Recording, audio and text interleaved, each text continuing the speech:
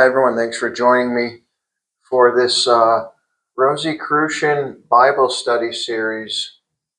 Of course, Rosicrucian is German, and in English it just means Rose Christian. A Rosicrucian is a Rose Christian, and a Rose Christian is a Gnostic type of Christian. And Gnostic just means direct knowledge of God, or connecting directly to God or to Jesus Christ without the need of an intermediary. And so we started off this Bible study series with the 4 canonical Gospels, beginning with Matthew. We're going to finish up Matthew today.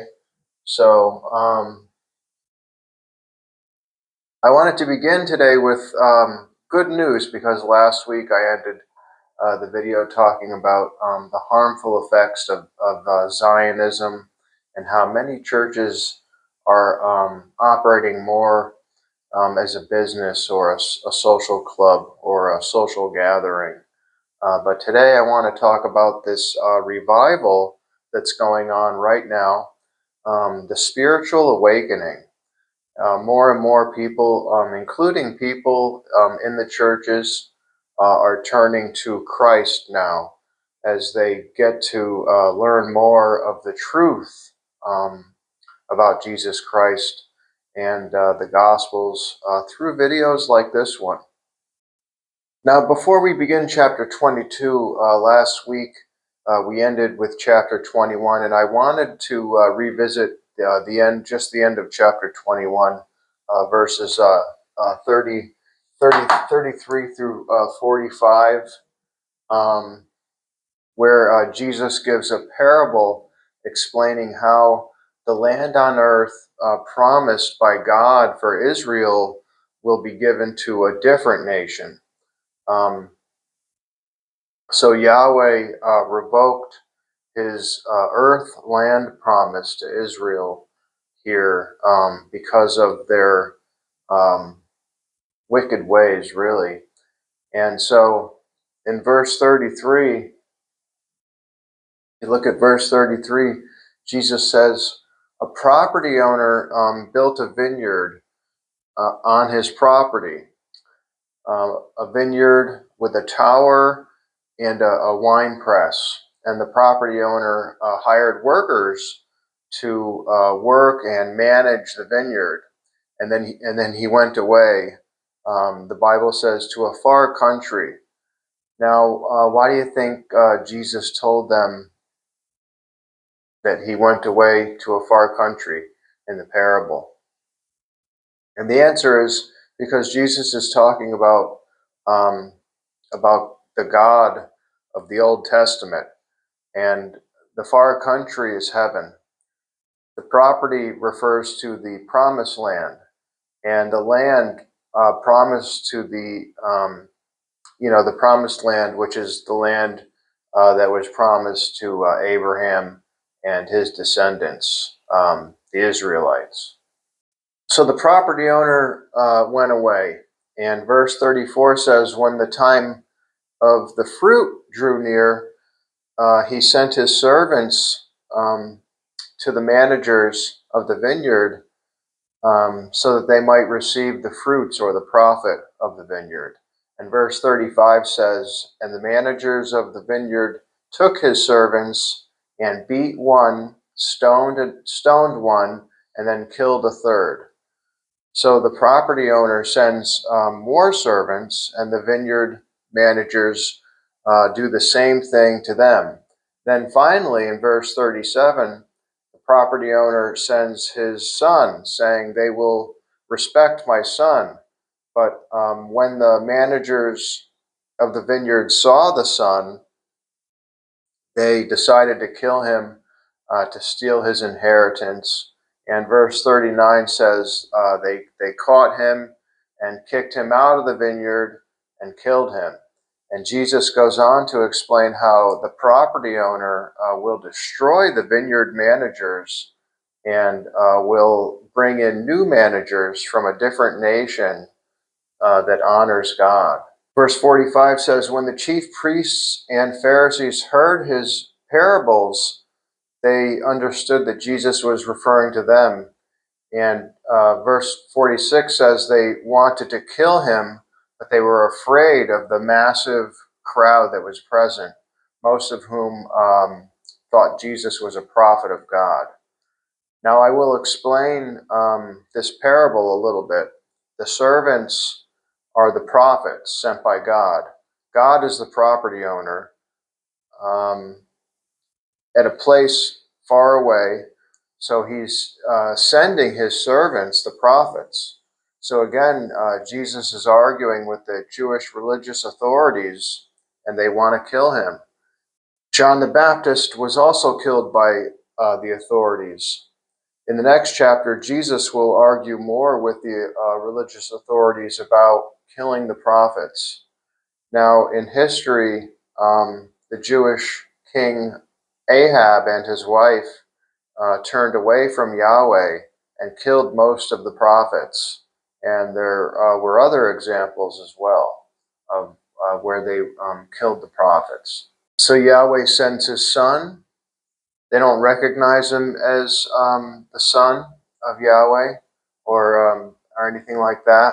And now they decide to kill Jesus as well. And he knows it. And he's arguing with and warning the Jewish religious authorities, telling them that the land promised to them will be taken away from them and given to a nation that honors God. So, so that kills Zionism right there. And so God revokes, alters promise to the Jews or the Israelites regarding the promised land. Now we're going to move into chapter 22 of the book of Matthew. And in chapter 22, verses 1 through 14, Jesus tells another parable referring to the Jews. In this parable, the kingdom of heaven is like when a king arranges a marriage for his son, and the king invites his people, but they don't go. So the king orders his servants to go invite other people instead. And if you look at verse 15,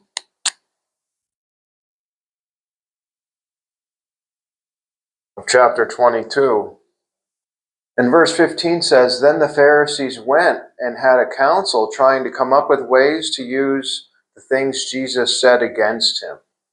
Of course, we're reading the book of Matthew, the apostle, and he was the publican tax collector at a time when tax collectors were rich from over-collecting and then pocketing.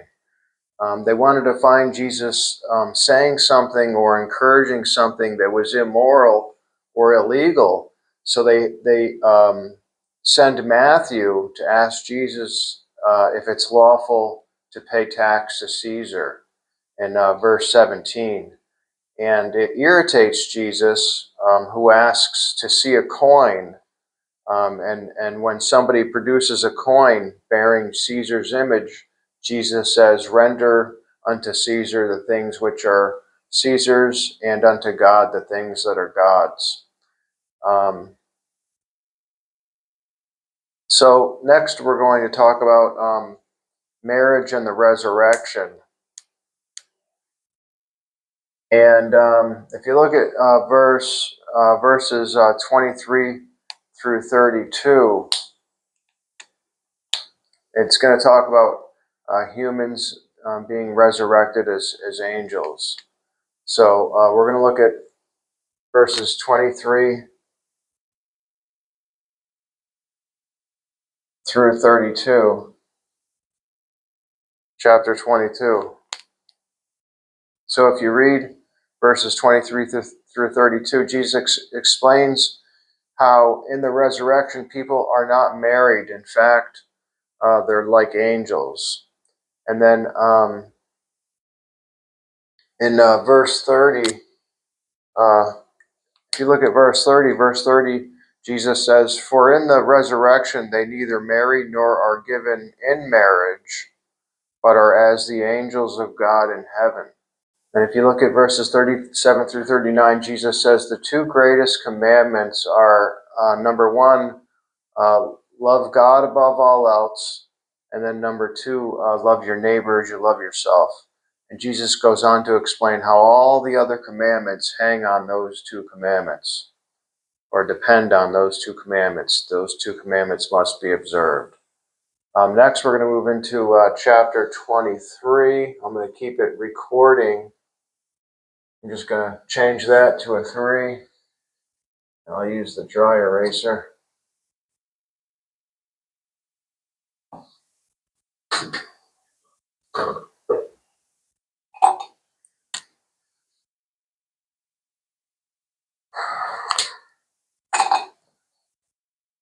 Chapter 23 begins with Jesus warning the crowd and his disciples about the hypocrisy of the religious authorities. And Jesus yells a bunch of stuff at the religious authorities, basically the entire chapter almost. Jesus is yelling at them about all the wrong that they have done. And if you look at verses 34 and 35,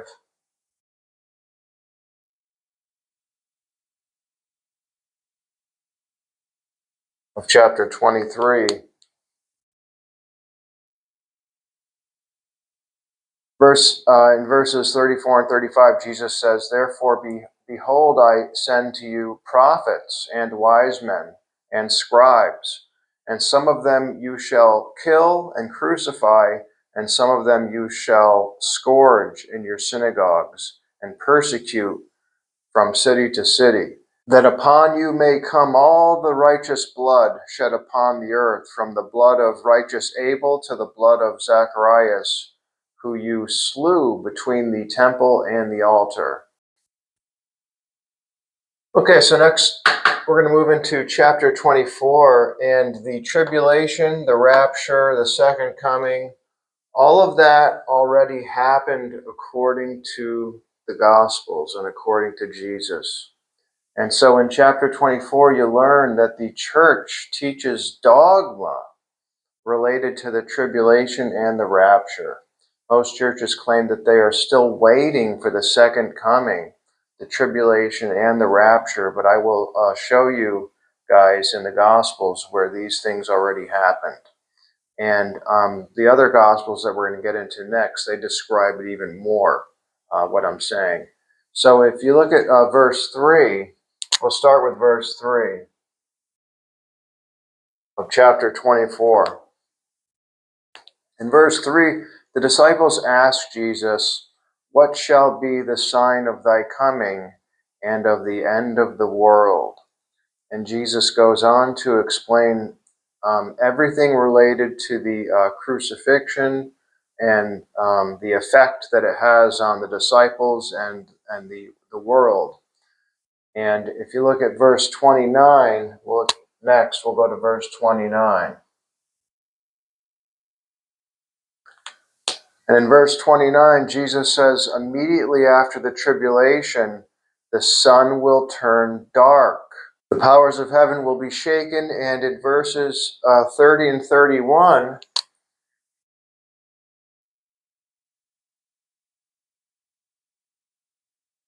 of chapter 24, Jesus says, "People will see him and the angels. Heaven will open up." Well, as you will see, we're going to see in a few minutes, all of this stuff happens around the time of the crucifixion. The sun goes dark, heaven opens up, angels are coming up and down. And again, the other Gospels actually describe it even more so than Matthew, but you'll see here in a few minutes, we'll go over it. In verse 34, Jesus says, "I say to you, this generation shall not pass until all these things be fulfilled." Now, they don't read verse 34 at church. They read verse 36, which says, but of that day and hour knoweth no man, not the angels of heaven, but only my Father." This confuses people and makes them think that the rapture and tribulation and all that stuff never happened yet. They're also wrong by denying the second coming. So when John baptized Jesus, Christ entered Jesus. That was the first coming. The second coming already happened when Jesus came again after the crucifixion, as you will see.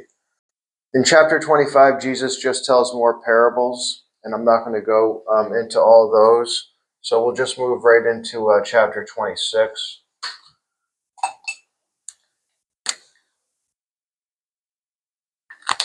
So we're going to move into chapter 26. And in chapter 26, Judas Iscariot is hired by the religious authorities to help them arrest Jesus. And so Jesus goes to pray at a garden in Gethsemane. And as he's doing that, he's arrested. And verse 59 says, the chief priests, elders, and all the council sought false witness against Jesus to put him to death. So again, this is the religious authorities, the Jewish religious authorities who want to kill Jesus Christ. And they beat Jesus. And now we'll move into chapter 27. Chapter 26, they just basically beat him and stuff like that.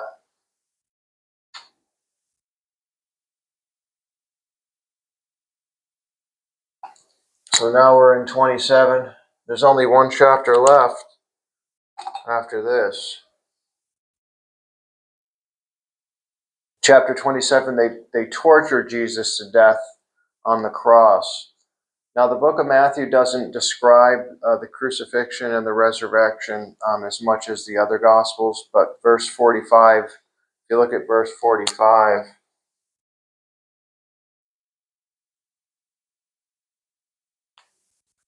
verse 45 says, from the 6th hour there was darkness over all the land until the 9th hour. That's 3 hours. An eclipse, if anyone's ever seen an eclipse lasts for a few minutes. So I would definitely say that the sun went dark as Jesus said it would during the tribulation. He said that the sun would go dark. And he said all those things would happen before this generation that he's talking to passes away. That's what he told the disciples. So for anyone to still be waiting for it, there's something wrong with them. They didn't read the Gospels.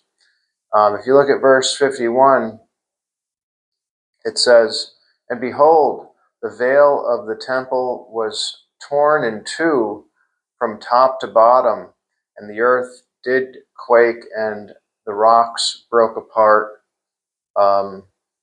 And so this is in verse 51.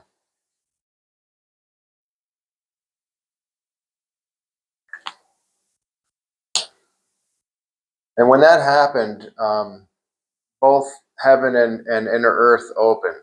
That's why it says the veil of the temple was torn from top to bottom. So here we're going to move into chapter 28. This is the final chapter of the book of Matthew. And in the final chapter of Matthew, an angel talks to Mary about the risen Jesus. And in verse 17, look at verse 17.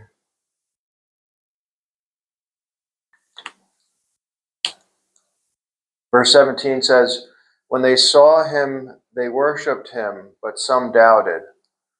And as we're going to see in the other Gospels that provide additional detail, they don't recognize Jesus when he comes the second time.